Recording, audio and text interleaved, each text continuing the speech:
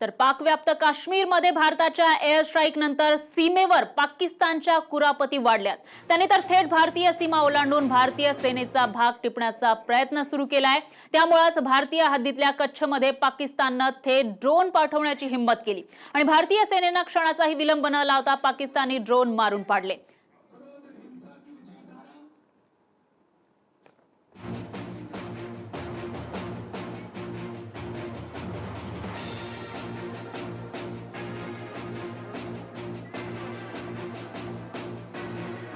भारतीयांनी पाडलेलं पाकिस्तानी ड्रोन पाहण्यासाठी मोठ्या संख्येने नागरिकांनीही सीमेजवळ गर्दी केलेली आहे। तर कच्छजवळ हे ड्रोन पाडण्यात आलेलं आहे।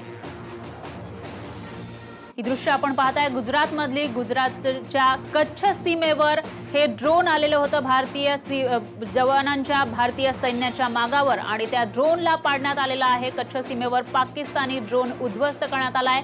पाकिस्तानची घुसखोरी काही थांबण्याचं नाव घेत नाहीये।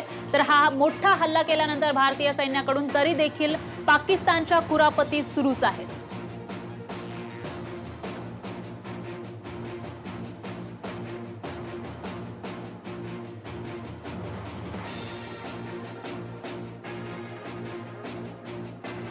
गुजरातमधली ही दृश्य आहेत। त्या ठिकाणी एक ड्रोन उद्ध्वस्त करण्यात आलाय। पाकिस्तानचं ते ड्रोन होतं आणि भारतीय सैन्याच्या मागावर हे ड्रोन पाठवण्यात आलं होतं।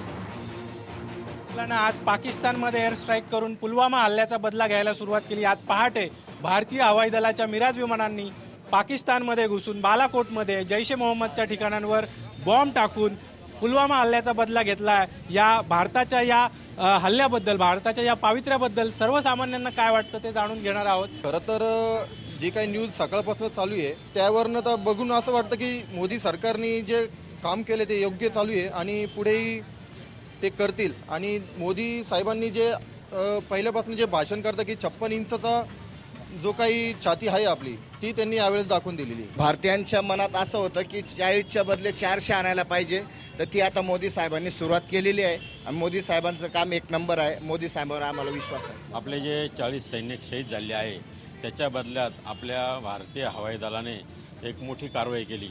इतके दिवस आपण ऐकत होतो की हवेत इतक्या दूरपर्यंत भारतातून असा हल्ला होऊ शकतो, पण तो आपण अनुभवलेला आहे आणि ही कुशलता आपल्या भारतीय सैन्याने दाखवून दिलेली आहे। माझं तर असं मत आहे की ही कारवाई पुढे जाऊन केली पाहिजे आणि हा पाकिस्तान उद्ध्वस्त करून तो ताब्यात घेतला पाहिजे। आता हे पाकिस्तानच्या बरोबरच चीनलाही दाखवून देतील। जर आमच्याकडे जर कोणी वाकड्या नजरेनं बघितलं तर त्याला आम्ही गय केल्याशिवाय राहणार नाही। इथं सुरुवात आहे, अजून बघा काय काय होतं। पाकिस्तानमध्ये घुसून पुलवामाचा बदला घ्यायला सुरुवात केली आहे आणि या पार्श्वभूमीवर आता सर्वसामान्य नागरिक जे आहेत त्यांच्यामध्ये उत्साहाचं आणि आनंदाचं वातावरण आहे। भारताने अशाच पद्धतीने आपल्या प्रत्येक जवानाचा बदला घ्यावा, पाकिस्तानला धडा शिकवावा आणि दहशतवादाचा पूर्णपणे बिमोड करावा अशीच मागणी सर्वसामान्य भारतीयांकडून केली जाते।